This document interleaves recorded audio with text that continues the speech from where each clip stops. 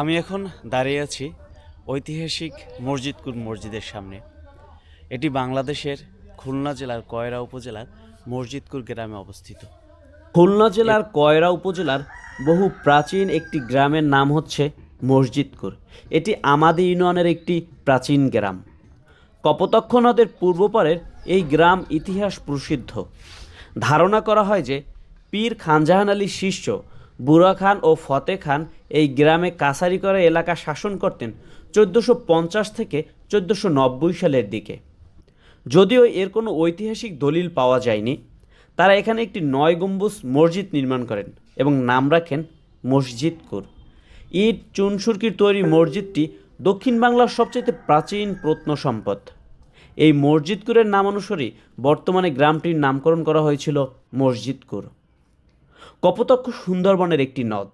মসজিদের দক্ষিণ দিকে বুড়া খান এবং ফতে খানের কাছারি বাড়ি ছিল এবং সেখানে নাকি তাদের সমাধিও ছিল, কিন্তু সেসবের অস্তিত্ব এখন বিলীন।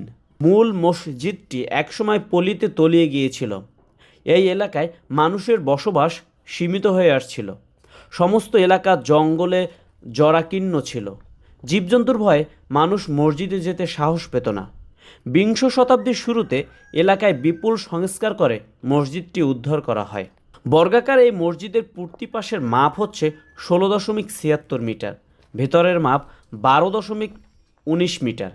কেবলামুখী দেয়াল বাদে বাকি 3 দেয়ালে মসজিদে ঢোকার জন্য 3টি করে খিলান প্রবেশদ্বার আছে। মসজিদের ভেতর 4টি স্তম্ভের উপর ছাদ ভর করে আছে। এই 4টি স্তম্ভ মসজিদের ভেতরের অংশকে 9টি সম বর্গক্ষেত্রে ভাগ করেছে। বর্গক্ষেত্রগুলো গম্বুজ দিয়ে ঢাকা। মসজিদটি একসময় টেরাকোটা দিয়ে সজ্জিত ছিল, এখন অনেকটাই খসে গিয়েছে। মসজিদকুর মসজিদের নকশার সাথে পান্ডুয়ার আদিনা মসজিদের পাশে সিকান্দার শাহের 9 গম্বুজ সমাধির নকশার মিল লক্ষণীয়। অবশ্য বাগেরহাটের খানজাহান নির্মিত ইমারতগুলোর নকশা প্রায় একই ধরনের।